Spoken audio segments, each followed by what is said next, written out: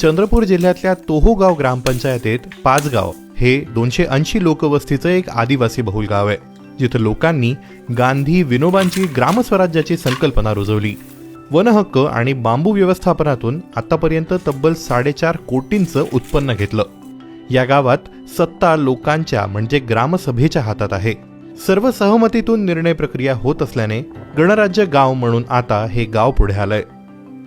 2009 मध्ये 17 डिसेंबर 2009 ला पाचगावचा वनहक्क दावा सादर केला.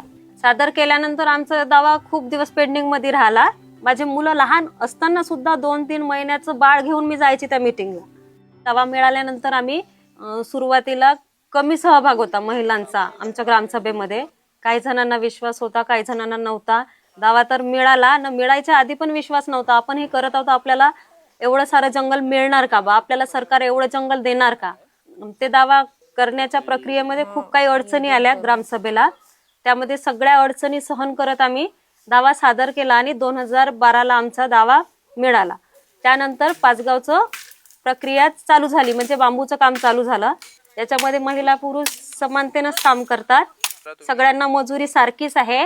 मीटिंगमध्ये सगळ्यांना समानच अधिकार आहे बोलण्याचा. काम करण्याचा जसा अधिकार आहे तसाच महिलांनाही समानच अधिकार आहे बोलण्याचा. आम्ही काम करत चालू. मुलं तर आधी शिकत नव्हते. पाचगावचे मुलं म्हणजे खूप कमी प्रमाणात शिकत होते, शिक्षण घेत नव्हते, शाळेत दूर जावं लागत, पैसे अपुरे पडत होते. महत्वाचं म्हणजे पैसे. आता हे जेव्हाचं मिळालं तेव्हाचे पाचगावचे मुलं व्यवस्थित म्हणजे शिकायला लागले बाहेर चंद्रपूर ठिकाणी. 2006 मध्ये केंद्र शासनाने वनहक्क कायदा आणला आणि चंद्रपूर जिल्ह्यातील पहिला सामूहिक वनहक्क प्राप्त करून आपल्या गावाच्या हद्दीतील जंगलांवर गावाचा म्हणजे ग्रामसभेचा अधिकार मिळवला. 2012 मध्ये पाचगाव ग्रामसभेला 1006 हेक्टर म्हणजे सुमारे 2486 एकर वनहक्क दावा मिळाला. याचा गावकऱ्यांनी सदुपयोग केला आणि चक्क क्रिकेट स्टेडियमपेक्षा मोठा असा 7 एकर जागेवर बांबूचा डेपो उभारला. यामुळे एकेकाळी गरिबीत जगत असलेलं हे गाव आता जंगलाच्या व्यवस्थापनातून समृद्ध झालंय. 7 एकरचा डेपो आहे तो आमचा. आणि या डेपोमध्ये दरवर्षी म्हणजे जसं वर्षाच्या काठी 2 ते 2.5 लाख बांबू आम्ही कापत असतो. आणि यापासून वर्षाखेरीस आमच्या याचा जो मुद्दाम ज्यांचा निवड निधी आहे तो जवळपास 60 ते 70 लाखांचा होतो वर्षाच्या काठी. पण एकूणच आतापर्यंत 4.5 कोटींचा पूर्ण व्यवसाय झालेला आहे. बांबू जंगलातून डेपोवर आल्यानंतर बांबूचे आम्ही जे म्हणजे हा किती बांबू आहे, किती गोलायचा आहे, याची लांबी किती आहे, त्यानुसार मग आम्ही याचे रेट तयार करतो. आणि ते रेट गुप्त असते. ते फक्त गावकऱ्यांनाच माहीत असते. कोणत्या ठेकेदाराने कुठे लीक केल्या जात नाही. मग हे सर्व केल्यानंतर 7 दिवसा अगोदर आम्ही न्यूजपेपरला एक जाहिरात देतो. जाहिरात दिल्यानंतर मग ठेकेदार त्या तारखेला इथे येऊन डेपोवर प्रत्यक्ष मालाची पाहणी केल्यानंतर ते मग आपली मालाची पाहणी करून ते इथेच मग ते बोली लावतात. इथे बोली सुद्धा सर्व गावकरीच करते. सर्वांच्या समोर सर्व जे सदस्य असते गावातले त्यांच्या समोर प्रत्यक्षरित्या इथे बोली बोलल्या जाते. आणि जे बोली आम्ही रेट ठरवले आहे त्याच्यापेक्षा जास्ती बोली गेलं तरच आम्ही तो माल विकतो, नाही तर तो माल आम्ही विड्रॉल करून परत लिलाव ठेवतो. पण हे काम सहज घडलं नाही. पहिला सामूहिक वनहक्काचा दावा करणाऱ्या गडचिरोलीतील मेंढालेखा ग्रामसभेला 2009 मध्ये जंगलावरचा व्यवस्थापनाचा अधिकार मिळाला होता. तिथे काम करणारे मोहन, हिराबाई, हिरालाल आणि देवाजी तोफा यांच्या संपर्कात पर्यावरण मित्र संस्थेचे विजय देठे होते. या सामाजिक कार्यकर्त्याने पाचगावचा अभ्यास करून ही प्रक्रिया पुढे नेली. जंगलाच्या व्यवस्थापनासाठी 115 नियम गावकऱ्यांनी इथे तयार केले. ग्रामसभेच्या पूर्व परवानगीशिवाय पाचगावच्या जंगलात कुणालाही जाता येत नाही. वनविभागाचे अधिकारी असो किंवा कलेक्टर असो, त्यांना ग्रामसभेची परवानगी घ्यावीच लागते. 2015 मध्ये माझं पोलीस पाटील या पदी नियुक्ती झाली.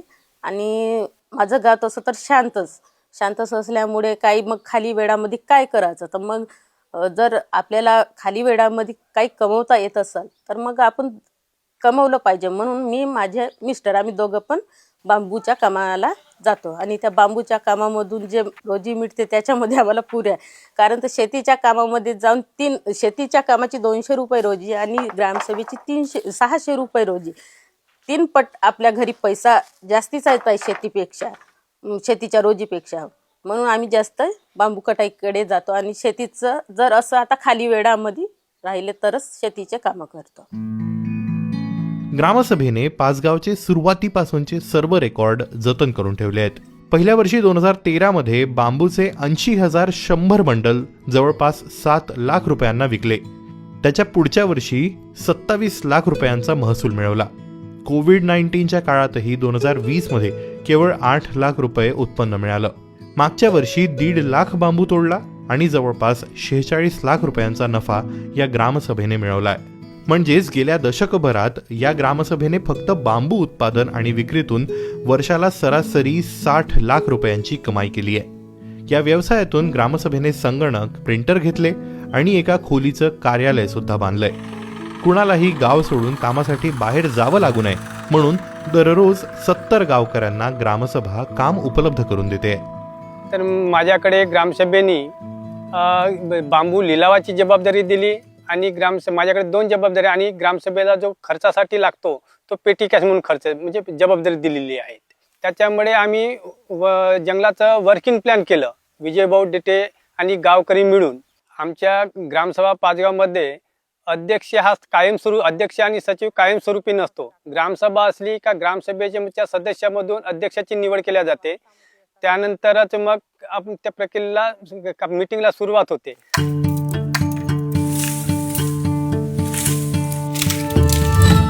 प्रजासत्ताकाची संकल्पना प्रत्यक्षात आणणारं पाचगाव हे देशातल्या अनेक गावांसाठी प्रेरणा ठरतंय आणि हे बांबू डेपो पाहण्यासाठी अनेक जण या गावाला भेटी देत असतात.